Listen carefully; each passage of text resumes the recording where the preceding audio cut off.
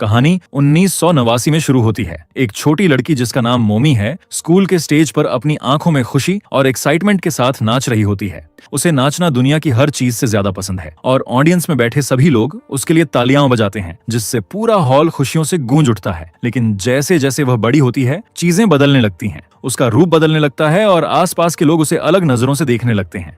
एक शाम उसकी माँ कमरे में आती है और उसे नाचते हुए देखती है। उसे प्रोत्साहित करने के बजाय वह नाराज हो जाती है और पूछती है कि मोमी जैसी लड़की सिंगर बनने का सपना कैसे देख सकती है जब वह इतनी बदसूरत दिखती है। ये वर्ड्स मोमी के दिल को गहराई से चोट पहुंचाते हैं। वह मिरर के सामने खड़ी होकर खुद को देखती रहती है और समझने की कोशिश करती है कि वह इतनी अलग क्यों दिखती है जबकि उसकी माँ बहुत सुंदर है। बाद में जब वह फिर स्कूल के स्टेज पर नाचती है तो उसके क्लासमेट्स उसका मजाक उड़ाते हैं। वे उसे बदसूरत कहकर ताने मारते हैं और परेशान करते हैं। ये दर्द तब और बढ़ जाता है जब वह हाई स्कूल पहुंचती है। वह अपनी दोस्तों को स्टेज पर गाते और नाचते हुए देखती है, जबकि वह पीछे खड़ी रहती है। एक लड़की तो उससे झुककर खड़े होने को भी कहती है क्योंकि वह बहुत लंबी है। समय बीतता है और साल 2009 आ जाता है। अब मोमी 27 साल की हो चुकी है और एक कंपनी में अकाउंटेंट के रूप में काम करती है। उसकी जिंदगी नीरस और एक जैसी लगती है और साफ दिखाई देता है कि उसे अपनी नौकरी पसंद नहीं है। एक रात वह अपने सपने को एक अलग तरीके से पूरा करने का फैसला करती है। वह एक मास्क पहनती है, लाइव स्ट्रीम शुरू करती है और ऑनलाइन डांस करने लगती है। वह पूरे कॉन्फिडेंस के साथ अपने शरीर को दिखाती है और दर्शकों को यह बहुत पसंद आता है। लोग ढेर सारे कमेंट और तारीफें करते हैं और कई सालों बाद पहली बार उसे महसूस होता है कि लोग उसे नोटिस कर रहे हैं। अगली सुबह वह उठती है, तैयार होती है और काम पर चली जाती है। उसका कॉलीग पूछता है कि वह इतनी थकी हुई क्यों लग रही है और कहता है कि वह काफी समय से परेशान दिख रही है। मोमी दिखावा करती है कि सब ठीक है। ऑफिस में वे सब सेक्रेटरी ली को मैनेजरों के लिए कॉफी लाते हुए देखते हैं। सभी उसकी सुंदरता से प्रभावित होते हैं, लेकिन जब वे मोमी और उसकी दोस्त की तरफ देखते हैं तो उनके चेहरे के भाव बदल जाते हैं। उसकी दोस्त मजाक में जवाब देती है और उन्हें हरेसमेंट की शिकायत करने की धमकी देती है। फिर वे लोग ली के बारे में गपशप करने लगते हैं और कहते हैं कि उसने प्लास्टिक सर्जरी करवाई है। उसी समय कंपनी का एक मैनेजर पार्क वहां आता है। मोमी उसे पहली नजर में देखते ही उसकी तरफ आकर्षित हो जाती है। वह किसी सेलिब्रिटी या मॉडल जैसा दिखता है। उसकी बस एक ही कमी है कि वह शादीशुदा है। जब वह ली से कॉफी लेता है तो वह उसे कहता है कि ऑफिस में ऐसा व्यवहार न करे। उस रात मोमी घर लौटती है और इंटरनेट पर प्लास्टिक सर्जरी क्लिनिक खोजने लगती है। वह बार बार खुद को आईने में देखती रहती है। बाद में वह फिर मास्क पहनकर लाइव आती है, डांस करती है और ढेर सारे लाइक्स और कमेंट्स पाती है। अगले दिन पार्क उसे किसी कैलकुलेशन में गलती करने पर डांटता है और वह बहुत सैड महसूस करती है। बाद में वह अपनी दोस्त से शिकायत करती है और पार्क को घिनौना कहती है क्योंकि वह ऑनलाइन अपने एब्स की तस्वीरें पोस्ट करता है। उस रात वे मैनेजरों के साथ बाहर जाते हैं। जब ली उनमें से एक के लिए ड्रिंक डालती है तो उसकी दोस्त से हरासमेंट कहती है और बहस करने लगती है। फिर मैनेजर उस रहस्यमयी नकाबपोश लड़की की बात करने लगते हैं जो ऑनलाइन वीडियो डालती है और वे उसके वीडियो पार्क को दिखाते हैं। किसी को नहीं पता कि वह लड़की असल में मोमी ही है। जब वे बार से बाहर निकलते हैं तो उसकी दोस्त पार्क की आलोचना करती है कि वह उस नकाबपोश लड़की के वीडियो देखता है। मोमी खुद का बचाव करते हुए कहती है कि वे कुछ गलत नहीं कर रही और उसके वीडियो नॉर्मल है। पार्क टैक्सी बुलाता है। मोमी मौका देखकर उसके साथ जाने की बात कहती है। वह मान जाता है। रास्ते में उसकी पत्नी का फोन आता है और वह झूठ बोलता है कि वह टैक्सी में अकेला है। मोमी को एक उम्मीद सी महसूस होती है और उसे लगने लगता है कि शायद पार्क सच में उसे पसंद करता है। बाद में वह अपने फॉलोअर्स को यह सब बताती है और वे कहते हैं कि पार्क सच में उसमें दिलचस्पी रखता है। अगले दिन जब वह ऑफिस में पार्क को ली को सबके सामने डांटते हुए देखती है तो वह और खुश हो जाती है। काम खत्म होने के बाद वह ली से कहती है कि वह इसे दिल पर न ले क्योंकि पार्क स्ट्रेस की वजह से कभी कभी गुस्सा कर देता है। फिर वह वहां से चली जाती है, लेकिन उसे याद आता है कि वह अपना पर्स भूल गई है। जब वह वापस आती है तो पार्क के ऑफिस में ली को देखकर उसे शक होता है कि दोनों के बीच कोई रिश्ता है। उसका दिल जलन से भर उठता है। उस रात वह बहुत ज्यादा शराब पीती है। फिर वह लाइव आती है, बेतहाशा डांस करती है और अचानक सभी दर्शकों के सामने अपने कपड़े उतार देती है। कम्युनिटी रूल्स तोड़ने की वजह से उसका पेज तुरंत बंद कर दिया जाता है। मोमी टूट जाती है और रोने लगती है। ऑफिस में लोग कंपनी के अंदर हो रही बातों के बारे में फुसफुसाने लगते हैं। खुद को दबाव में महसूस करते हुए मोमी पार्क और ली के बारे में अफवाह फैला देती है और जल्द ही पूरा ऑफिस उन्हीं की बातें करने लगता है। जब उसे पता चलता है कि इस स्कैंडल की वजह से ह्यूमन रिसोर्सेज डिपार्टमेंट ने कॉल किया है तो उसे गिल्टी फील होता है।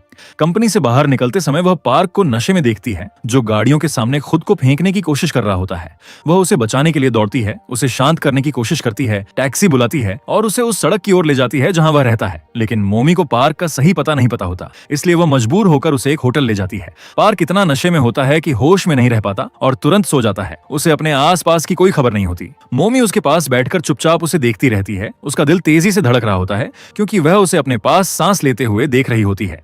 अगली सुबह पार्क जागता है और मोमी को अपने बगल में लेटा देखकर चौंक जाता है। बिना कुछ कहे वह अपने कपड़े उठाता है, चुपके से बाहर निकल जाता है और उसके जागने से पहले ही होटल छोड़ देता है। जब मोमी की आंख खुलती है और उसे पता चलता है कि वह जा चुका है तो वह दुखी हो जाती है। उसका दुख तब और बढ़ जाता है जब वह कंपनी लौटती है और पता चलता है कि पार्क ने इस्तीफा दे दिया है। कुछ समय बाद मोमी को एक डरावनी बात पता चलती है। कोई उसकी सीक्रेट आइडेंटिटी जानता है। वह कांपते हुए वॉशरूम की ओर भागती है और धमकी भरे मैसेजेस फिर से पढ़ती है। उस पल के बाद से वह अपने आसपास हर किसी पर शक करने लगती है। जब एक आदमी गलती से उससे टकरा जाता है तो वह घबरा जाती है और सोचती है कि वह उसे परेशान कर रहा है। वह उससे बहस करती है, उसे पुलिस स्टेशन तक घसीट ले जाती है और उस पर आरोप लगाती है, जबकि वह लगातार सब कुछ नकारता रहता है। स्टेशन में अधिकारी उससे कहते हैं कि वह खुद को आईने में देखे, मानो उसके फैसले पर सवाल उठा रहे हों। मोमी गुस्से में उस आदमी को मार देती है। मामले को गलतफहमी माना जाता है, लेकिन मोमी इसे छोड़ने को तैयार नहीं होती। वह जिद करती है कि उस आदमी ने उसे परेशान किया और वही धमकी भरे मैसेज भी भेज रहा है। अधिकारी उसे याद दिलाते हैं कि उसने भी उस आदमी पर हमला किया था। आखिर में उसे शिकायत वापस लेनी पड़ती है। जब वह स्टेशन से बाहर निकलती है तो उसे पार्क का मैसेज मिलता है। वह उससे कहता है कि जो कुछ हुआ उसे भूल जाए, क्योंकि उसे कुछ भी याद नहीं है। यह सुनकर उसका दिल फिर टूट जाता है। वह घर जाती है और अपना ऑनलाइन चैनल खोलने की कोशिश करती है, लेकिन अब वह उसमें लॉगिन नहीं कर पाती। खुद को खोया हुआ महसूस करते हुए वह आखिरकार उस आदमी को जवाब देती है जो उसे लगातार मैसेज भेज रहा था। धीरे धीरे उनकी बातचीत शुरू होती है और फिर बढ़ने लगती है। वह आदमी उससे जुड़ने लगता है और जल्द ही पता चलता है कि वह उसका सहकर्मी है। उसका नाम ओनाम है। हम उसका पास देखते हैं। बचपन में वह मोटा था, लोग उसे लगातार तंग करते, मारते और अपमानित करते थे। दर्द से बचने के लिए वह खुद को सबसे छुपाकर रखने की कोशिश करता था। समय के साथ वह एक शांत और अकेला इंसान बन गया, जिसे अकेले रहना पसंद था। एक शाम ओनाम घर लौटता है और एक प्लास्टिक की गुड़िया के साथ अपना जन्मदिन अकेले मनाता है, मानो वह कोई असली इंसान हो। तभी उसकी माँ का फोन आता है। एक पल के लिए उसे लगता है कि वह उसे जन्मदिन की शुभकामनाएं देने के लिए फोन कर रही है, लेकिन उसकी माँ उसे पैसे न भेजने, मिलने न आने और शादी न करने के लिए डांटने लगती है। फोन काटने के बाद वह पहले से भी ज्यादा खालीपन महसूस करता है। उसे लोगों से, खासकर महिलाओं से डर लगता है और वह उनकी आंखों में देखने से बचता है। इसी वजह से वह अक्सर सिर्फ उनके हाथों को देखता है। एक दिन जब मोमी उसे एक फाइल देती है तो वह उसके दाहिने हाथ पर 2 छोटे तिल देखता है। उसी रात घर पर वह फिर से नकाबपोश डांसर के वीडियो देखता है, वही लड़की जिसका वह लंबे समय से चुपके से पीछा कर रहा था। जब वह उस लड़की के हाथ पर वही तिल देखता है तो उसे सच्चाई का एहसास होता है। ऑनलाइन लड़की और उसकी सहकर्मी एक ही इंसान है। उस पल के बाद से वह उसे देखना बंद नहीं कर पाता। मीटिंग्स में वह बार बार उसकी ओर देखने लगता है। रात में वह उसके वीडियो के नीचे प्यारे कमेंट लिखता है। वह उसके बारे में सोचने का आदी हो जाता है। अगले दिन ऑफिस में वह उसका पसंदीदा गाना सुनते हुए उसे गुजरते देखता है, लेकिन उसका दिल टूट जाता है जब वह उसे फिर से पार्क के साथ टैक्सी में बैठते देखता है। उस रात वह उसका लाइव स्ट्रीम देखता है। वह नोटिस करता है कि वह पार्क को किस तरह देखती है और फिर अपने प्यार का इजहार करने के अलग अलग तरीके अभ्यास करने लगता है। काम खत्म होने के बाद वह कंपनी के बाहर उससे बात करने के लिए इंतजार करता है, लेकिन जब मैनेजर अचानक उसे सवाल पूछता है तो उसकी हिम्मत टूट जाती है और उसे पता ही नहीं चलता कि मोमी वहां से जा चुकी है। वह तब तक इंतजार करता है जब तक सब लोग चले नहीं जाते। फिर वह पार्क को ऑफिस लौटते हुए देखता है। कुछ ही देर बाद मोमी भी आती है और अंदर चली जाती है। उसके मन में शक भर जाता है। वह उनका पीछा करता है, लेकिन जल्द ही सच्चाई जान लेता है। पार्क असल में ली के साथ जुड़ा हुआ है। बाद में वह मोमी का लाइव स्ट्रीम देखता है और उसे नशे में अपने कपड़े उतारते हुए देखता है। उसका गुस्सा फूट पड़ता है और वह हर चीज के लिए पार्क को दोष देने लगता है। अगले दिन वह कल्पना करता है कि वह सभी कर्मचारियों के सामने अपने प्यार का इजहार कर रहा है। अपनी कल्पना में वह उसके प्यार को स्वीकार कर लेती है और उसे चूमती है, लेकिन असलियत में वह सिर्फ उसके साथ लिफ्ट में खड़ा होता है और उनके कंधे छू जाने भर से खुश हो जाता है। जब वह उससे पूछती है कि क्या उसे कुछ चाहिए तो वह घबराकर काम से जुड़ा एक बहाना बना देता है। फिर वह उसे कंपनी से बाहर निकलकर दोबारा पार्क के साथ टैक्सी में बैठते देखता है। वह चुपके से उनका पीछा करता है और उन्हें एक होटल में जाते हुए देखता है। गुस्से में आकर वह उसे धमकी भरे मैसेज भेजने का फैसला करता है। बाद में उसकी माँ फोन करती है और उसके लिए खाना लाने की बात करती है। वह झूठ बोलता है कि वह बाहर खाना खा लेता है क्योंकि काम से देर से घर आता है। इसके बाद उसे मोमी का मैसेज मिलता है, उससे बात करते हुए और ये कहते हुए कि वह उसके साथ सुरक्षित महसूस करती है क्योंकि वह बाहरी रूप की परवाह नहीं करता। उसकी खुशी बढ़ जाती है, लेकिन इससे पहले कि वह उस पल का पूरी तरह आनंद ले पाता, वह चैट बंद कर देती है और हैंडसम नाम के दूसरे आदमी से बात करने लगती है। मोमी असल जिंदगी में हैंडसम से मिलने का फैसला करती है। वह मास्क पहनकर घबराते हुए उसका इंतजार करती है और वहां आने पर खुद को मूर्ख महसूस करती है। तभी हैंडसम आता है और उसे पहचान लेता है। वे एक रेस्टोरेंट जाते हैं और वह उससे मास्क हटाने के लिए कहता है। शर्मिंदगी में वह हिचकिचाती है, लेकिन आखिरकार मान जाती है। वह मुस्कुराकर कहता है कि वह अट्रैक्टिव और गॉर्जियस है। वह बताता है कि उसका परिवार अमेरिका में रहता है जबकि वह कोरिया में रहता है और कहता है कि अमेरिकियों को उसके जैसी लड़कियां पसंद हैं। बाद में मोमी आईने में खुद को देखती है और अपनी परछाई पसंद करने लगती है। इसी बीच ओनाम को ऑनलाइन हैंडसम की पोस्ट्स मिलती हैं। हैंडसम झूठ बोल रहा था। वह लिखता है कि मोमी बहुत बदसूरत है और वह सिर्फ दिखावे के लिए उससे डेट कर रहा है। हैरान होकर ओनाम मोमी को चेतावनी देने के लिए फोन करता है, लेकिन वह जवाब नहीं देती। इसके बजाय वह फिर से हैंडसम के साथ बाहर जाने के लिए मान जाती है और आखिरकार उसके साथ एक होटल चली जाती है। वह अनकंफर्टेबल महसूस करती है। होटल संदिग्ध लगता है, लेकिन आखिर में वह उसके साथ ऊपर जाने के लिए तैयार हो जाती है। हैंडसम कमरे के लिए बहुत पैसे देता है और जब वह पैसे देने में मदद करने से मना करती है तो चिढ़ जाता है। ओनाम घबराहट में होटल की तरफ दौड़ता है, लेकिन उसे ढूंढ नहीं पाता। कमरे के अंदर मोमी ओनाम की कई मिस्ड कॉल्स देखती है। जवाब देने से पहले ही हैंडसम उसके करीब आता है और उसे छूने की कोशिश करता है। वह मना कर देती है और कहती है कि उसने कभी इसके लिए हामी नहीं भरी। उसके दिमाग में मास्क पहने हुए वीडियो की तस्वीरें घूमने लगती हैं और उसे डर लगता है कि वह भी उसे वैसे ही बेनकाब करना चाहता है। वह गुस्से में उसे मार देती है, वह भी धक्का देता है। दोनों के बीच संघर्ष होता है। वह उसे जोर से धक्का देता है और वह बिस्तर से गिरकर फर्श पर सिर के बल लगती है। नीचे देखकर वह उसके सिर के आसपास फैलता हुआ खून देखती है और वह हिल नहीं रहा होता। अचानक मोमी के फोन पर ओनाम का मैसेज आता है, जिसमें वह हैंडसम के बारे में चेतावनी देता है। वह घबरा जाती है और उसे सब कुछ बता देती है। उसे नहीं पता कि हैंडसम जिंदा है या मर चुका है और वह कहती है कि वह पुलिस को बुलाना चाहती है, लेकिन ओनाम उसे रोक देता है। वह कहता है कि कोई भी उसकी बात पर विश्वास नहीं करेगा, क्योंकि वह अपनी मर्जी से हैंडसम के साथ गई थी और अगर यह दुर्घटना भी थी तब भी उसे जेल हो सकती है। मोमी फूट फूट कर रोने लगती है। ओनाम भी रोता है। फिर वह उससे कहता है कि सब कुछ उस पर छोड़ दे और घर चली जाए। मोमी डरी और सहमी हुई वहां से चली जाती है। ओनाम पीछे रुक जाता है और लाश छिपाने की तैयारी करता है। तभी उसे एहसास होता है कि हैंडसम अभी भी जिंदा है। उसके अंदर कुछ टूट जाता है। वह अपना कंट्रोल खो देता है और उसे बार बार मारता है जब तक कि उसके चेहरे पर खून न फैल जाए। एक पल के लिए उसे राहत महसूस होती है, फिर हेट और फिर डर। मोमी घर लौटती है। आईने के सामने खड़ी होकर खुद से कहती है कि वह बहुत भयानक दिखती है। शर्म उसे अंदर तक खा जाती है। अगले दिन ओनाम कंपनी जाता है और उसे पता चलता है कि मोमी ने नौकरी छोड़ दी है। वह एचआर डिपार्टमेंट में जाकर उसका सामान लेता है, ये दिखाते हुए कि वह उसे पहुंचाएगा, सिर्फ उसका पता पाने के लिए। वह दरवाजा खटखटाता रहता है, लेकिन वह जवाब नहीं देती। इसी दौरान मोमी चुपचाप लाइव आती है और अपने दर्शकों से कहती है कि वह आखिरी बार दिखाई दे रही है। ओनाम उसके घर दौड़ता है, दरवाजा पीटता है और कहता है कि उसे पता है वह अंदर है। आखिरकार वह दरवाजा खोलती है। वह कहती है कि उसे पता है धमकी भरे मैसेज वहीं भेज रहा था। वह पूछती है क्यों। ओनाम मान लेता है कि वह इसलिए परेशान था क्योंकि उसने उसे पार्क के साथ देखा था और उसकी जिंदगी में पहली बार उसे किसी के लिए ऐसा महसूस हुआ था। मोमी धीरे से कहती है कि वह सही है, सब कुछ बहुत दर्दनाक हो चुका है और वह अतीत को मिटा देना चाहती है। हैंडसम को बस एक मरे हुए कीड़े की तरह समझकर नई शुरुआत करना चाहती है। ओनाम पूछता है कि क्या इसका मतलब यह भी है कि वह उसे भी भूल जाएगी। वह उसके करीब आती है और पूछती है कि वह सच में उससे क्या चाहता है। उसकी भावनाएं फट पड़ती हैं। वह अपना नियंत्रण खो देता है और उसके बेहोश होने के बाद खुद को उस पर थोप देता है। फिर जब वह उसका मास्क हटाता है तो उसे सच्चाई पता चलती है। उसने प्लास्टिक सर्जरी करवाई थी। उसी पल मोमी होश में आती है, भय से कांपती हुई उस पर हमला कर देती है। वह उसे बार बार चाकू मारती है जब तक कि उसकी मौत नहीं हो जाती। फिर वह खुद बेकाबू होकर रोते हुए जमीन पर गिर पड़ती है। कहानी बदलती है। हम ओनाम की मां किम जा से मिलते हैं। उसने ओनाम के पिता से इसलिए शादी की थी क्योंकि वह पढ़े लिखे थे और उनकी अच्छी नौकरी थी, लेकिन शादी के बाद वह उसे छोड़कर दूसरी औरत के साथ भाग गया, पीछे सिर्फ उनका बेटा छोड़कर। उसने जो भी काम मिला वह किया, हर पैसा बचाया और आखिरकार एक छोटा रेस्टोरेंट खोला, सिर्फ ओनाम को पालने और उसे बेहतर जिंदगी देने के लिए। बट मदरहुड वैसा नहीं था जैसा उसने सोचा था। उसका बच्चा हर दिन पिटकर, धमकाया हुआ और अपमानित होकर घर आता था। वह केवल उसे चर्च ले जा सकती थी और प्रार्थना कर सकती थी। उसने सपना देखा था कि वह मेडिकल की पढ़ाई करेगा, लेकिन बड़े होकर उसने दूसरा सब्जेक्ट चुना। ग्रेजुएट होने के बाद उसने अकेले रहने का फैसला किया क्योंकि उसका वर्क प्लेस दूर था। उसने रिक्वेस्ट की कि वह ऐसा न करे। उसे पैसों की चिंता थी, लेकिन वह नहीं माना। वह उसके लिए खाना लाती थी, लंबी दूरियां तय करती थी, लेकिन वे केवल यही कहता कि उसे इसकी जरूरत नहीं है। उसने नाटक किया कि वह उससे फिर कभी बात नहीं करेगी, लेकिन उसका दिल हमेशा नरम पड़ जाता था। वह फिर भी दरवाजे पर खाना छोड़ आती थी। बाद में उसने उसके फोन उठाना बंद कर दिया। फिर वह गायब हो गया। घबराकर उसने पुलिस को फोन किया। उन्होंने उसका अपार्टमेंट खोला। अंदर घुसते ही उसे एक गंध महसूस हुई। अंदर उसे एक क्षत विक्षत शरीर मिला और वह यह सोचकर गिर पड़ी कि वह उसका बेटा है। अस्पताल में जासूसों ने उसे बताया कि वह शव उसका नहीं था, लेकिन अब उन्हें संदेह था कि उसका बेटा ही कातिल हो सकता है। वह आग बबूला हो गई और बाहर निकल गई। जांचकर्ताओं ने तलाशी जारी रखी। उन्हें पता चला कि मोमी ने उसी समय कंपनी छोड़ दी थी जब ओनम गायब हुआ था और वह लगातार उस पर नजर रख रहा था। वे मोमी के पुराने अपार्टमेंट में गए और उसकी सहेली से पता चला कि वह प्लास्टिक सर्जरी कराने के बाद देश छोड़कर चली गई है। इस बीच किम जा समाचार देखकर टूट गई कि वे उसके बेटे को एक परवर्ट के रूप में चित्रित कर रहे हैं, क्योंकि उसके घर में एडल्ट खिलौने मिले थे। उसने पुलिस को फोन किया, उन पर चिल्लाई, फिर फाइनली खुद तलाश करने का फैसला किया। उसने उसका कंप्यूटर अनलॉक करने के लिए किसी को काम पर रखा। पहले उसे कुछ समझ नहीं आया, इसलिए उसने तब तक कंप्यूटर क्लास ली जब तक वह सीख नहीं गई।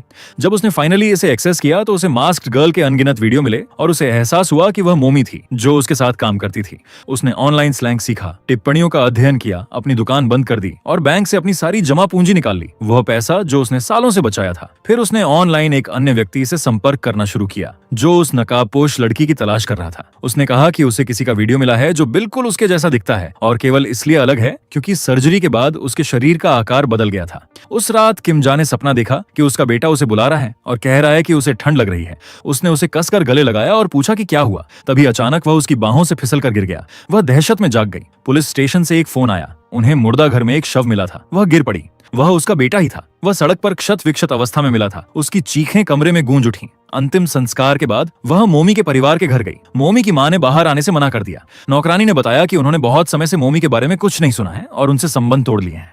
मोमी की मां को उदासीन देखकर किम जा भड़क गई और उसे तब तक भला बुरा कहा जब तक नौकरानी ने पुलिस नहीं बुला ली। बहस के दौरान उसे पता चला कि मोमी के पिता ने 1 साल पहले आत्महत्या कर ली थी। वह केवल दुख, क्रोध और अपने भीतर धीरे धीरे पनपते एक उद्देश्य को लेकर वहां से चली गई। किम जा पड़ोसी की कहानी पर विश्वास करने से इनकार कर देती है, भले ही वह महिला कसम खाती है कि वह सच बोल रही है। अंत में किम जा अभी भी उससे मिलने जाती है और पूछती है कि क्या वह जानती है कि मोमी कहाँ है। पड़ोसी एक वीडियो वाली महिला का जिक्र करती है और सुझाव देती है कि किम जा उससे मिलने जाए, तो किम जा चली जाती है। वह वीडियो वाली लड़की के बारे में पूछताछ करती है और उसे पता चलता है कि वह लड़की वास्तव में वहां थी, लेकिन कुछ समय पहले गायब हो गई। किम जा लगातार खोज जारी रखती है, गलियों और पिछवाड़े के रास्तों में भटकती रहती है, जब तक कि वह फाइनली एक छोटे से रेस्तरां के अंदर उस लड़की को नहीं देख लेती। वह चुपचाप उसका पीछा करती है और उसे किम नामक नाइट क्लब में जाते हुए देखती है। किम जा पीछे पीछे जाती है, सुरक्षा गार्ड से झूठ बोलती है और कहती है कि वह लड़की की मां है। वह उसे अंदर जाने से मना कर देता है। वह उससे विनती करती है कि वह कुछ न कहे क्योंकि उसकी बेटी शर्मिंदा हो जाएगी। फिर बाहर निकलकर इंतजार करने लगती है। फाइनली उसे नींद आ जाती है। अपने सपने में वह अपने बेटे को जमीन पर पड़ा देखती है जो उससे मदद की भीख मांग रहा है और फिर नकाबपोश लड़की चाकू लेकर उसके ऊपर खड़ी दिखाई देती है। किम जा चिल्लाती है लेकिन उस तक नहीं पहुंच पाती। वह सदमे में जागती है और सपने में ओनम को अपने पास बैठा पाती है, जो कह रहा है कि वह हमेशा उसे नीचा दिखाती थी क्योंकि वह मेडिकल स्कूल नहीं गया, क्योंकि उसका कोई रिश्ता नहीं था और क्योंकि वह अंदर ही अंदर यह जानकर खुश थी कि वह मर चुका है। वह माफी मांगती है और फिर से जाग जाती है, यह महसूस करते हुए कि यह सब सिर्फ एक भयानक बुरा सपना था। कोई उसे धीरे से जगाता है और पूछता है कि क्या वह ठीक है। वह गहरी सांस लेती है और शांत हो जाती है। तभी वह मोमी को क्लब से बाहर निकलते हुए देखती है, चुपचाप। किम जा उसके घर तक उसका पीछा करती है, सारी रात बाहर से नजर रखती है और अगले दिन उसी सैलून में भी उसके पीछे जाती है। जब वह बाल धो रही होती है तो उसके बगल में बैठ जाती है। वह मोमी के गले में एक हार देखती है जो उसे कुछ अजीब तरह से जाना पहचाना लगता है। बाद में घर पर वह नकाबपोश लड़की के वीडियो खोजती है और उसे एक वीडियो मिलता है जहां लड़की ने वही हार पहना हुआ है। तभी उसे साफ हो जाता है कि जिस औरत का वह पीछा कर रही है वही मोमी है। किम जा टैक्सी चलाने की नौकरी लेती है और उस मॉल के बाहर घंटों इंतजार करती है जहां मोमी काम करती है। वह हर सवारी को मना कर देती है जब तक कि आखिरकार मोमी उसकी टैक्सी में नहीं बैठ जाती। सफर के दौरान वह प्यार से बात करती है और पता चलता है कि मोमी अब 28 साल की है। फिर वह दिखावा करती है कि उसका फोन सीट के नीचे गिर गया है। जैसे ही मोमी उसे उठाने के लिए झुकती है, उसे बिजली का झटका लगता है और सब कुछ अंधेरा हो जाता है। मोमी की आंख खुलती है तो वह एक सुनसान जगह पर बंधी हुई होती है। वह चीखती है लेकिन सुनने वाला कोई नहीं होता। तभी किम जा सामने आती है और उसे माफी मांगने के लिए मजबूर करती है। मोमी टूटकर पूछती है कि वह आखिर चाहती क्या है। किम जा उसे अपने बेटे की तस्वीर दिखाती है। मोमी कहती है कि वह उसे नहीं जानती। वह दावा करती है कि उसका नाम किम चुन है, मोमी नहीं। किम जा उसका नकाब खींचकर उतार देती है और उसे झूठा कहती है। वह कहती है कि वह बिल्कुल उसी नकाबपोश लड़की जैसी दिखती है। डरी हुई किम चुन कसम खाती है कि उसने उसके बेटे को कभी नहीं देखा। तब किम जा उसे एक वीडियो दिखाती है। उसमें वही नकाबपोश लड़की उसी नेकलेस के साथ दिखाई देती है। मोमी सन्न रह जाती है और फिर अपनी कहानी बताना शुरू करती है। कहानी 1999 में चली जाती है। किम चुन नाम की एक टीनेजर नए स्कूल में एडमिशन लेती है। उसका नाम पुराना लगता है और क्लास के बच्चे उसका मजाक उड़ाते हैं। वह शर्मीली और अकेली हो जाती है, किसी से घुल मिल नहीं पाती। फिर उसकी मुलाकात बूंग से होती है और वह पहली नजर में उससे प्यार करने लगती है। बूंग उस दुकान पर आने लगता है जहां वह काम करती है। वह उसे खुशामद करके उससे आईलाइनर और सिगरेट बेचने को कहता है। क्योंकि वह उसे पसंद करती है इसलिए मान जाती है। वह बार बार आने लगता है और उससे लगातार पैसे उधार लेने लगता है। आखिरकार वह एक मशहूर सिंगर बन जाता है और टीवी पर दिखाई देने लगता है, लेकिन वह कभी उसका जवाब नहीं देता। एक दिन किम चुन उसके घर गिफ्ट लेकर जाती है। किसी के आने की आहट सुनकर वह छिप जाती है और उनकी बातें सुनती है। वह सुनती है कि बुंग अपने दोस्त से हंसते हुए कह रहा है कि उसने लड़कियों से पैसे ठगने के लिए उन्हें बेवकूफ बनाया, जिनमें किम चुन भी शामिल थी। यह सुनकर वह टूट जाती है और इंटरनेट पर उसकी सच्चाई उजागर कर देती है। वह उसकी शराब पीते हुए तस्वीरें पोस्ट कर देती है। उसका करियर बर्बाद हो जाता है और उसे ग्रुप से निकाल दिया जाता है। इसके बाद किम चुन प्लास्टिक सर्जरी कराने का फैसला करती है। वह अपनी पूरी शक्ल बदल देती है। 10 साल बाद 2009 में उसकी मुलाकात फिर से ब्योंग शौक से होती है। वह उसकी नई शक्ल पर फिदा हो जाता है, बिना यह जाने कि वह असल में कौन है। किम चुन उसे अपने घर ले आती है, उसके साथ रिश्ता शुरू करती है और एक नाइट क्लब में गाना गाने लगती है। वह मशहूर होने लगती है, लेकिन घर लौटने पर देखती है कि बोंग आलसी और गंदा है, यहाँ तक कि वह कुत्ते को खाना तक नहीं खिलाता। कहानी वापस वर्तमान में आती है। किम जा अब इम्पेशेंट हो जाती है। वह कहती है कि उसे किम चुन के अतीत से कोई मतलब नहीं, उसे सिर्फ मोमी चाहिए। किम चुन कहती है कि उसका वक्त भी आएगा। वह आगे बताती है कि उसकी पहली मुलाकात मोमी से नाइट क्लब में हुई थी। शुरुआत में दोनों में मुकाबला रहता था, क्योंकि ग्राहक मोमी को ज्यादा पसंद करते थे। वे हमेशा झगड़ती रहती थीं। एक लड़ाई के दौरान उसने मोमी का नेकलेस ले लिया था, लेकिन धीरे धीरे दोनों करीब आ गईं। वे एक दूसरे को समझने लगीं। दोनों का सपना सुंदर बनना था और दोनों ने बचपन में अपमान झेला था। मोमी ने वह नेकलेस उसे खुद दिया था और मोलोबिचन मान ओसल, क्योंकि वह सच में उसे पसंद करने लगी थी। एक दिन मोमी काम पर नहीं आई। किम चुन उसे देखने गई और उसे बेहोश पाया। उसने मदद करने की कोशिश की, लेकिन मोमी अस्पताल जाने से मना कर देती है और आखिरकार कबूल करती है कि उसने किसी की हत्या की है। किम चुन उसे कसकर गले लगा लेती है। उसी दिन से वह उसे बचाने का फैसला करती है, इसलिए उसने किम जा से झूठ बोला था। वह मोमी से देश छोड़कर भाग जाने की विनती करती है, लेकिन मोमी कहती है कि उसकी माँ ही पुलिस में उसकी शिकायत कर देगी। जब किम चुन घर लौटती है तो वह देखती है कि बोंग को किसी बात की परवाह नहीं, जैसे कुछ हुआ ही ना हो। आखिरकार वह उससे घर छोड़कर जाने के लिए कहती है, लेकिन वह मना कर देता है और बताता है कि उसे पता है कि उसी ने उसका करियर बर्बाद किया था। फिर वह उस पर हमला कर देता है और धमकी देता है कि अगर उसने चीखने की कोशिश की तो वह उसे मार डालेगा। बाद में वह फिर वापस आया। दोनों के बीच एक बार फिर लड़ाई हुई। उसने उसे बेरहमी से पीटा। तभी अचानक मोमी वहां आ गई और उस पर हमला कर दिया। उन्होंने मिलकर कुत्ते की लीश का इस्तेमाल किया और वह मर गया। उसी समय किमजा बाहर आ पहुंची और बिना दिखे सब कुछ देखती रही। जब वे दोनों लाश को ले जा रहे थे तो वह उनका पीछा करती रही। मोमी ने किम चुन से कहा कि वह प्रेग्नेंट है और उसे डर है कि बच्चा बदसूरत होगा। किम चुन ने उससे कहा कि अगर भविष्य में बच्चे की सर्जरी भी हो जाए तब भी वह उसे खूबसूरत ही कहेगी, क्योंकि उसकी अपनी माँ ने उसे कभी सुंदर नहीं कहा था। वे लोग झील तक पहुंचे। वहां किम जा बंदूक ताने सामने आ गई। किम चुन आगे बढ़ी और कहा कि वही मोमी है, लेकिन मोमी ने उसे दोष अपने ऊपर लेने नहीं दिया।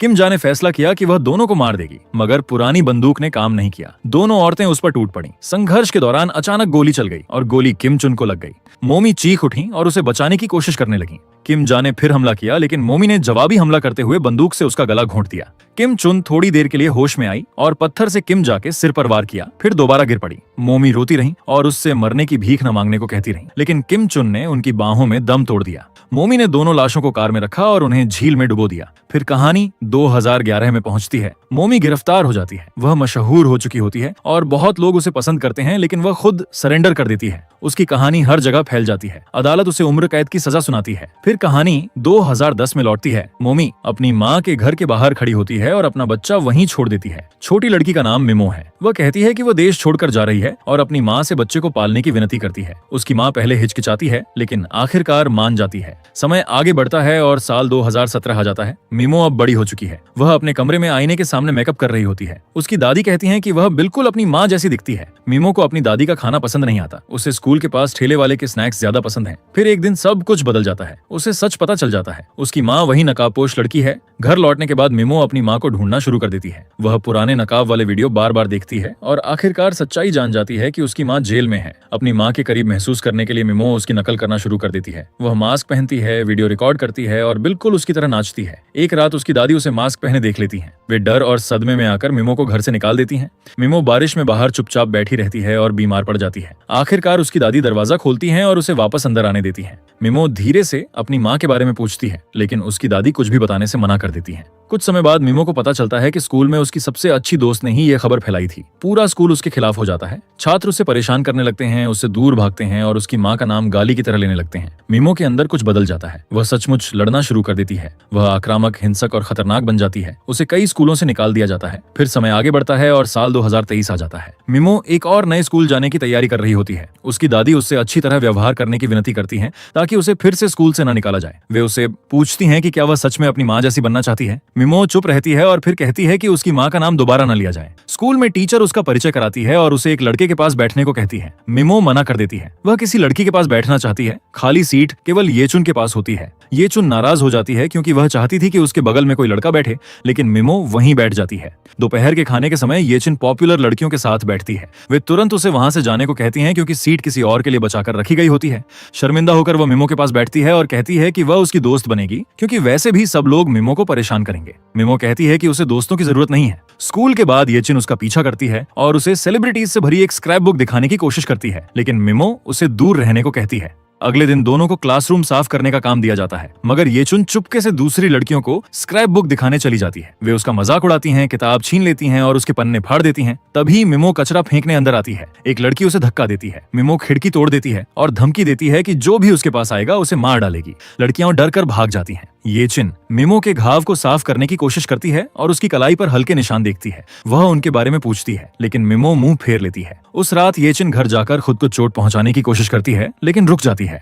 अगले दिन स्कूल में वह मिमो को अपनी कलाई दिखाती है और कहती है, अब ये एक जैसे हैं। मिमो कोई जवाब नहीं देती और बाथरूम की तरफ चली जाती है। ये चिन उसके पीछे जाती है और कहती है कि अब वे दोस्त हैं। आखिरकार मिमो उसके साथ बाहर जाने के लिए मान जाती है। दोनों साथ खाना खाते हैं। ये चिन कहती है कि वह अपनी माँ से नफरत करती है क्योंकि एक बार उसने एक बिल्ली को बचाया था और उसकी माँ ने उसे घर से बाहर फेंक दिया था। मिमो चिढ़ जाती है। वह पूछती है कि क्या यही उसकी जिंदगी की सबसे बुरी बात है और फिर वहां से चली जाती है। ये चिन बारिश में उसके पीछे भागती है और चिल्लाकर कहती है कि दुनिया में सिर्फ मिमो ही दुखी इंसान नहीं है। वह कबूल करती है कि उसका पिता शराब पीकर उसे और उसकी माँ को मारता है और एक बार तो वह लगभग मर ही गई थी। फिर वह एक और सच बताती है। जिस औरत को वह माँ कहती है वह उसकी असली माँ नहीं है, बल्कि सिर्फ उसके पिता की पत्नी है। आखिरकार मिमो बोलती है। वह कहती है कि फिर भी ये चून की कहानी उसकी कहानी से आसान है। उसकी माँ जेल में है और उसे यह तक नहीं पता कि उसका पिता कौन है। ये चिन उसकी तरफ देखती है और कहती है कि फिर भी उसे लगता है कि मिमो खास है। उस रात ये चिन घर लौटती है। घर गर्म और आरामदायक होता है। उसका पिता उसका पसंदीदा मांस पका रहा होता है। परिवार हंसते हुए खुशी से समय बिताता है। उसने झूठ बोला था। उसका परिवार ठीक है, लेकिन उसके अंदर कुछ टूट चुका है। दिन बीतते हैं और उनकी दोस्ती गहरी होती जाती है। वे साथ चलते हैं, साथ बातें करते हैं, साथ हंसते हैं और स्कूल के बाद शहर में इधर उधर घूमते हैं। एक शाम ये चिन पूछती है कि मिमो की माँ जेल में क्यों है। मिमो बात करने से मना कर देती है। बाद में घर पर ये चिन इंटरनेट पर खोज करती है और नकाबपोश लड़की के वीडियो ढूंढ लेती है। उसे सच्चाई पता चलती है। मिमो को उसके पुराने स्कूलों से हिंसा की वजह से निकाल दिया गया था। अगले दिन ये चिन फैसला करती है कि उसे पैसे चाहिए, इतने कि वे दोनों साथ भागकर अकेले रह सकें। वह अपनी छोटी बहन की साइकिल बेचने लगती है, फिर दूसरी चीजें भी बेचती हैं, लेकिन पैसे अब भी कम पड़ते हैं। मिमो कहती है कि वह किसी ऐसे आदमी को जानती है जो पैसे उधार देता है और पहले भी मदद कर चुका है, लेकिन ये चिन मना कर देती है। वह चाहती है कि वे सिर्फ खुद पर निर्भर रहें। वह छोटे बच्चों को सेलिब्रिटी की तस्वीरें बेचने की कोशिश करती है, लेकिन बड़ी लड़कियां उसे देख लेती हैं और सब बिगाड़ देती हैं। हताश और शर्मिंदा होकर भी वह कोशिश जारी रखती है। वह ऐसे भविष्य को बनाने की कोशिश कर रही है जो अभी अस्तित्व में ही नहीं है, और इसी कोशिश में दोनों लड़कियां उन फैसलों में और गहराई तक फंसती जाती हैं जिनसे वे बच नहीं सकती। मिमो को लगता है कि जो लड़की उसे परेशान करती है वही हर चीज की वजह है और वह उसे मारना चाहती है, लेकिन ये चिन शांत होकर उससे पूछती है कि क्या उसे सच में पता है कि उसके पिता कौन है। उसी समय मिमो एक कैफे में चुपचाप लैपटॉप चुराने की कोशिश करती हुई दिखाई देती है, लेकिन वह पकड़ी जाती है और भाग जाती है। उसकी दादी आती है, उसे जोर से थप्पड़ मारती है और कहती है कि वह उसे फिर कभी वापस नहीं अपनाएगी। मिमो जवाब देती है कि उसने वापस जाने का कभी सोचा ही नहीं था और आंसुओं से भरी आंखों के साथ वहां से चली जाती है। वह ये चिन को फोन करती है और पूछती है कि क्या वह एक रात उसके घर रुक सकती है। ये चिन झूठ बोलती है। वह कहती है कि उसका पिता नशे में है और सब पर चिल्ला रहा है। ये सुनकर मिमो समझ जाती है और फोन काट देती है। फिर स्कूल में ही सोने का फैसला करती है। अगली सुबह वह छात्रों को फिर अपनी माँ के बारे में बातें करते सुनती है और उसे सच्चाई समझ आ जाती है। खबर फैलाने वाली ये चिन ही थी। मिमो की दादी स्कूल आती है और येचिन से उसके बारे में पूछती है, लेकिन येचिन कहती है कि उसे कुछ नहीं पता क्योंकि मिमो उसके मैसेज का जवाब नहीं दे रही। बाद में मिमो येचिन के परिवार को देखती है और समझ जाती है कि उनका रिश्ता प्यार और शांति से भरा है और येचिन ने हर बात पर झूठ बोला था। उस रात येचिन आखिरकार मिमो से मिलती है। मिमो कांप रही होती है, टूटी हुई हालत में पूछती है कि उसने उसे सबके सामने बेनकाब क्यों किया। येचिन मासूम बनने का नाटक करती है। मिमो अपना आपा खो देती है और उसे मार देती है, जबकि दूर से किम जो ये सब देखकर संतुष्ट होता है। कहानी फिर 2012 में लौट जाती है। मोमी को जेल में भेज दिया जाता है। वह अपनी उंगलियों के निशान देती है, अपना सामान जमा करती है और अपनी कोठरी में प्रवेश करती है। उसकी साथी कैदी उससे उसकी प्लास्टिक सर्जरी के बारे में पूछती है। अगले दिन मोमी दूसरी औरतों को उस प्रक्रिया के बारे में सब कुछ समझाती है। फिर एन आती है, वह औरत जिसे जेल की रानी कहा जाता है, इतनी ताकतवर कि जेलर भी उससे डरता है।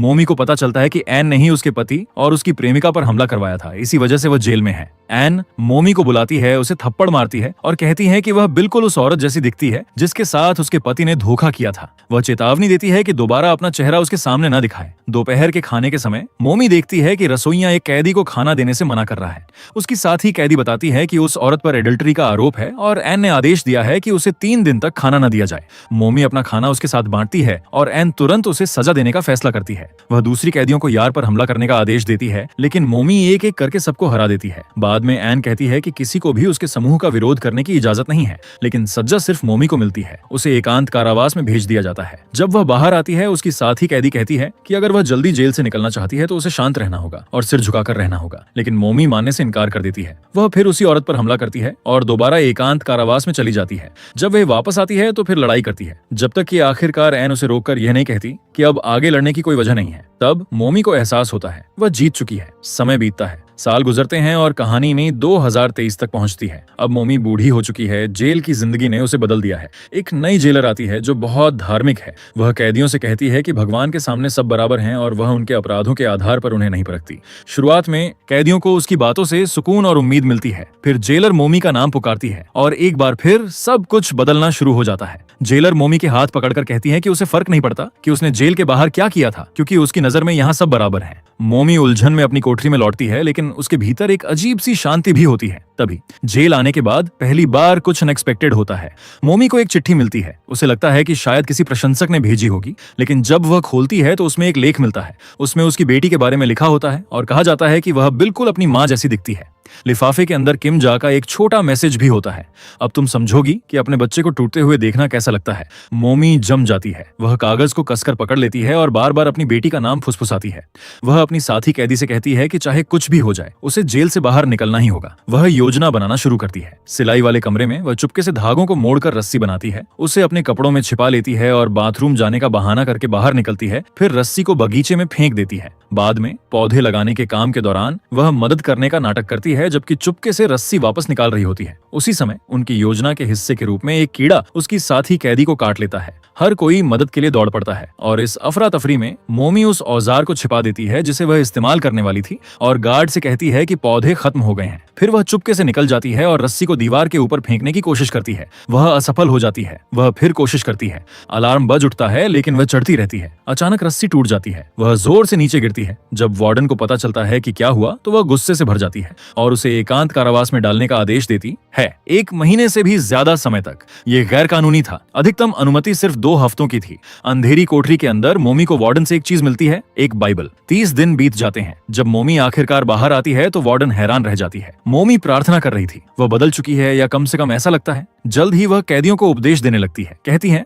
भगवान ने उसे बचाया और जिस पल उसने विश्वास चुना उसी पल उसके अंदर सब कुछ बदल गया। यहाँ तक कि उसकी सेलमेट भी हिचकिचाते हुए लगभग उस पर विश्वास करने लगती है। फिर मोमी को एक ऐसी बात पता चलती है जो पहले से कहीं ज्यादा दर्द देती है। उसकी बेटी को किडनी की जरूरत है। बिना सोचे वह दान करने की पेशकश करती है और जब उसे पता चलता है कि दोनों का ब्लड ग्रुप एक ही है तो वह राहत में रो पड़ती है। बाद में उसे रिपोर्ट मिलती है वह किडनी दान कर सकती है। वह थैंकफुलनेस से टूट कर रो पड़ती है। रिहेबिलिटेशन सेशंस के लिए कुछ स्वयंसेवक जेल आते हैं।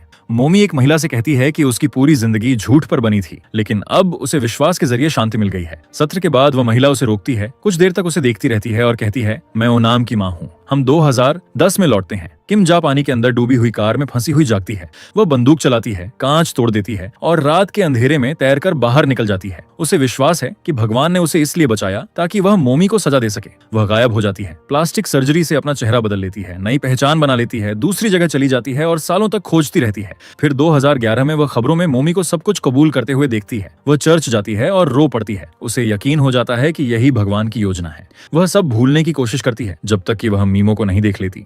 उस पल से उसके अंदर फिर से अंधेरा भर जाता है। हमें पता चलता है कि किम जा वही औरत है जो मीमो के स्कूल के बाहर खाना बेचती थी। करीब रहकर दयालु होने का नाटक करते हुए वह मीमो की जिंदगी बर्बाद करने का फैसला करती है। वह दूसरे माता पिताओं के बीच सच्चाई फैलाती है, उन्हें मोमी के बारे में सब कुछ बता देती है।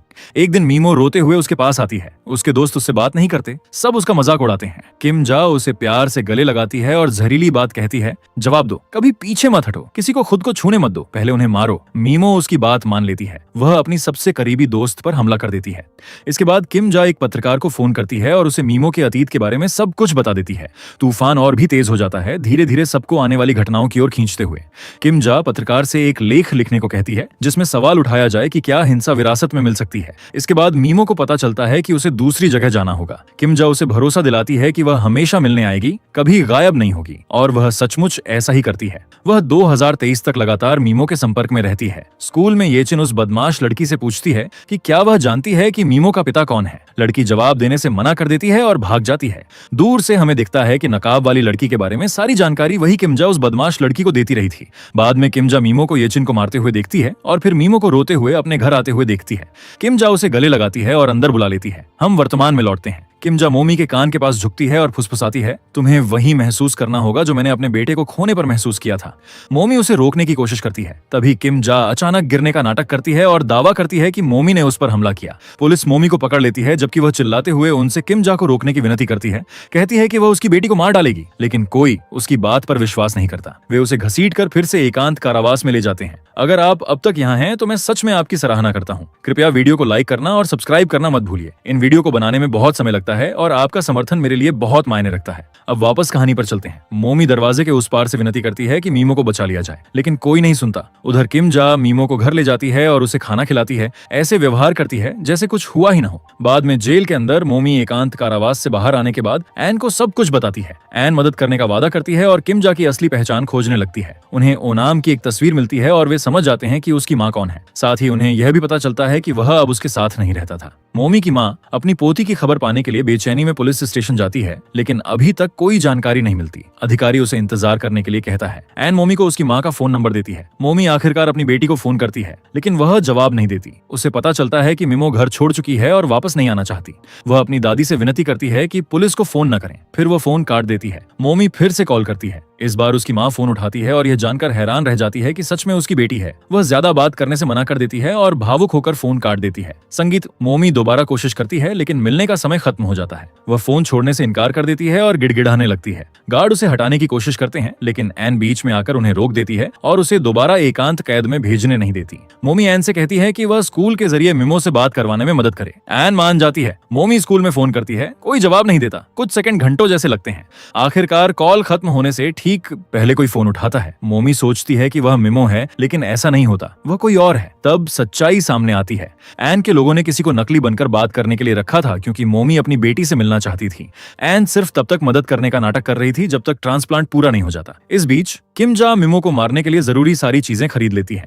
जब वह घर लौटती है तो मिमो गायब होती है, लेकिन फिर अचानक किमजा का जन्मदिन मनाते हुए सामने आ जाती है। मिमो को यह तारीख नकली आईडी से पता चली थी। किमजा भावुक होकर रो पड़ती है, फिर चुपके से भूमिगत शेल्टर में जाकर उसे जाल की तरह तैयार करने लगती है। अगले दिन मोमी अपने सेलमेट्स को अलविदा कहती है और गुप्त रूप से गैर कानूनी तरीके से सर्जरी के लिए निकल जाती है। बहुत कम लोगों को इसके बारे में पता होता है। उसी समय किमजा नाश्ता बनाती है और खाने में दवाइयां मिला देती है। मिमो फोन करके कहती है कि वह काम करना चाहती है और पैसे कमाकर किमजा के लिए कपड़े खरीदना चाहती है, शायद उसे खुश करने के लिए कहीं घुमाने भी ले जाए। मोमी की माँ चर्च में फोन करती है। उसे याद आता है कि उसने एक बार वहाँ किमजा को देखा था। वह उपहार भेजने का बहाना बनाकर उसका पता पूछती है। इस तरह उसे नंबर और पता दोनों मिल जाते हैं। अस्पताल में सर्जरी से पहले मोमी एक गार्ड से बाइबल मांगती है। गार्ड उसे लाने के लिए चला जाता है। फिर मोमी दूसरी महिला गार्ड से बाथरूम जाने की इजाजत मांगती है। गार्ड मना कर देती है और इंतजार करने को कहती है, लेकिन मोमी जिद करती है। वह हथकड़ियों और इंसानों जैसा व्यवहार न किए जाने की शिकायत करती है। घबराई हुई गार्ड उसकी हथकड़ियां खोल देती है। उसी पल मोमी उसे धक्का मारती है, खिड़की खोलती है और छलांग लगा देती है। ऊंचाई बहुत ज्यादा होने के बावजूद एक कार उससे टकरा जाती है। सब कुछ अंधेरा हो जाता है। कुछ देर बाद वह होश में आती है। चक्कर खा रही होती है, खून बह रहा होता है और वह ऊपर देखती है। जिस कार ने उसे टक्कर मारी थी वह पास में खड़ी होती है। दरवाजा खुला होता है, इसलिए मोमी बाहर निकलकर भाग जाती है। गार्ड्स को जैसे ही उसके भागने का पता चलता है वे घबरा जाते हैं। मोमी की माँ चर्च से मिले पते पर जाती है और उसकी मुलाकात येचुन से होती है। येचुन बताती है कि किमजा वही औरत है जिसने स्कूल में मीमो को बेनकाब किया था और वह लंबे समय से उसका पीछा कर रही थी। धीरे धीरे वह उसके प्रति खतरनाक हद तक जुनूनी हो गई थी। तभी मोमी अपनी माँ को फोन करती है। कांपती आवाज में वे कहती है कि ओनाम की माँ मीमो को मारने की योजना बना रही है। मोमी की माँ यह सुनकर स्तब्ध रह जाती है और धीरे से कहती है, मीमो अभी मेरे साथ है, मुझे पता है वह कहाँ है। ये सुनकर मोमी डर जाती है। वह अपनी माँ को चेतावनी देती है कि किमजा बहुत खतरनाक है और पहले पुलिस को बुलाने की विनती करती है। मोमी की माँ उसे धन्यवाद कहकर फोन काट देती है। वह येटचुन के साथ निकलती है, लेकिन येटचुन भी साथ जाने की जिद करती है। वे टैक्सी लेकर उस पते पर निकल पड़ते हैं। उधर मीमो कुर्सी से बंधी हुई जागती है। किमजा कैमरा चालू करती है। वह उसकी मौत रिकॉर्ड करके वीडियो उसकी माँ को भेजना चाहती है। वह मीमो से कहती है कि यह सब उसकी माँ की गलती है, क्योंकि उसकी माँ ने उसके बेटे को मार डाला था। सड़क पर जिस कार में मोमी बैठी होती है वह अचानक रुक जाती है। एक दूसरी महिला उसे लिफ्ट देने की पेशकश करती है। मोमी झूठ बोलती है कि उसके पति ने उसे पीटा है और वह भाग रही है। महिला मदद के लिए मान जाती है, भले ही वह रास्ता उसका ना हो। मीमो किम जा से उसके मुंह से टेप हटाने की भीख मांगती है, क्योंकि उसे बहुत ठंड लग रही होती है। किमजा उसे अपनी जैकेट देती है, लेकिन फिर से उसके मुंह पर टेप लगा देती है। कार चला रही महिला लगातार बातें करती रहती है, लेकिन मोमी इतनी तनाव में होती है कि जवाब नहीं दे पाती। तभी रेडियो पर उसके भागने की खबर सुनाई देती है। जैसे ही उसकी शक्ल सूरत का जिक्र होता है, मोमी तुरंत कार से कूदकर जंगल में भाग जाती है। महिला पुलिस को फोन कर देती। किम जा के घर पर डोरबेल बजती है। एक पुलिस अफसर आता है और बताता है कि अपहरण की शिकायत मिली है, इसलिए उसे घर की तलाशी लेनी होगी। किम जा मान जाती है। अफसर को कुछ नहीं मिलता और वह चला जाता है। उसी समय मीमो कुर्सी गिराकर अपने मुंह से टेप हटाने में कामयाब हो जाती है। सहायक उसकी आवाज सुन लेता है। अफसर दोबारा तलाशी लेने लौटता है, लेकिन तभी उसे मोमी की लोकेशन की खबर मिलती है और वह वहां से चला जाता है। किम जा बेसमेंट में वापस आती है और मीमो से कहती है कि उसकी मां ने जो किया उसकी कीमत अब उसे चुकानी होगी। उसी समय मोमी पहाड़ी पर बने उस घर को देख लेती है। मोमी की मां वहां पहुंचती है और किम जा से लड़की को छोड़ देने की भीख मांगती है। वह कहती है कि वह सिर्फ एक बच्ची है। किम जा टूट जाती है और पूछती है कि उसके अपने बेटे ने आखिर क्या गलत किया था। ये चुन वहां पहुंचती है और बेसमेंट की ओर भागती है। कमरा धुएं से भरा होता है। वह आग बुझाती है, मीमो से झूठ बोलने के लिए माफी मांगती है और कहती है कि उसने कभी किसी को उसका राज नहीं बताया। मीमो सिर हिलाती है और उसे रस्सियां खोलने को कहती है। ऊपर किम जा मोमी की मां पर चाकू से हमला कर देती है। तभी मोमी वहां पहुंचती है और उसे मारती है। उसकी मां उससे कहती है कि वे यहाँ से भाग जाए और बच्चे को बचाए। मोमी बेसमेंट में भागती है। मीमो उसे देखकर हैरान रह जाती है और पूछती है कि याचुन कौन है, लेकिन बात करने का समय नहीं होता। वे मीमो को खोलते हैं और भागने की कोशिश करते हैं। तभी किम जा फिर से चाकू लेकर आ जाती है। मोमी उसके हाथ से बंदूक छीन लेती है और लड़कियों को भागने का आदेश देती है। मीमो अपनी दादी को खून से लथपथ देखकर टूट जाती है। बूढ़ी महिला माफी मांगती है, कहती है कि उसे हर बात का अफसोस है और फिर उसकी मौत हो जाती है। मीमो रोने लगती है। बाहर पुलिस पहुंच जाती है और मोमी को हाथ ऊपर करने का आदेश देती है। वह ऐसा करती है। तभी किम जा बंदूक लेकर बाहर आती है। पुलिस उसे बंदूक नीचे रखने को कहती है, लेकिन वह मना कर देती है। वह बंदूक मीमो की तरफ तानती है और कहती है कि उसे भी वही दर्द महसूस करना चाहिए जो उसने महसूस किया था। मोमी अपनी बेटी के सामने आ जाती है और गोली खुद झेल लेती है। पुलिस किम जा को गोली मार देती है। कुछ समय बाद मीमो येचुन का इंतजार करती दिखाई देती है, जो उसके लिए नई साइकिल लेकर आती है। पता चलता है कि याचुन का परिवार मीमो को गोद ले लेता है। धीरे धीरे उसकी जिंदगी बदलने लगती है। वह स्कूल वापस जाती है। वह लोगों से नफरत करना छोड़ देती है और उसकी मां अब उसके बुरे सपनों में नहीं आती। मीमो अपनी दादी के घर लौटती है, अपनी मां का पुराना डिब्बा खोलती है और बचपन का एक वीडियो देखती है, जिसमें वह कहती है कि उसका सपना है कि हर कोई उससे प्यार करे। वह वीडियो बंद कर देती है और आखिरकार शांति महसूस करती है। कभी कभी ऐसी कहानियां हमें एक महत्वपूर्ण बात याद दिलाती हैं। ये दिखाती हैं कि दुनिया किसी इंसान को कितना गहरा घाव दे सकती है, यहाँ तक कि वह खुद को पहचानना भी छोड़ दे। मोमी ने पूरी जिंदगी लोगों की स्वीकृति पाने के पीछे बिताई, नकाबों के पीछे छिपते हुए और ऐसा इंसान बनने की कोशिश करते हुए जिसे लोग आखिरकार स्वीकार कर लें। लेकिन अंत में उसकी जिंदगी टूटकर बिखर गई। उसने सब कुछ खो दिया, इतनी लड़ाइयां, इतने बलिदान, फिर भी उसे वह प्यार कभी नहीं मिला जिसकी वह तलाश कर रही थी। और यही सबसे बड़ी त्रासदी है। जब दुनिया आपके दिल को देखने से इनकार कर दे, तब सबसे मजबूत इंसान भी टूट सकता है। इसलिए यह कहानी हमें याद दिलाती है कि लोगों के साथ नरमी से पेश आए। अगर प्यार नहीं दे सकते तो कम से कम सम्मान तो दें, क्योंकि कभी कभी दयालुता ही किसी को टूटने से बचा सकती है। और इसी के साथ मास गर्ल सीजन 1 खत्म होता है। सीजन 2 अभी रिलीज नहीं हुआ है। जब आएगा, क्या आप चाहेंगे कि मैं उसका भी रिकैप करूं? कमेंट्स में बताइए। और यह भी बताइए कि इस कहानी में कौन सा किरदार आपको सबसे ज्यादा छू गया। अगर आपको वीडियो पसंद आया हो तो इसे लाइक करके सपोर्ट करें और सब्सक्राइब करना मत भूलिए। अगली कहानी में फिर मिलेंगे।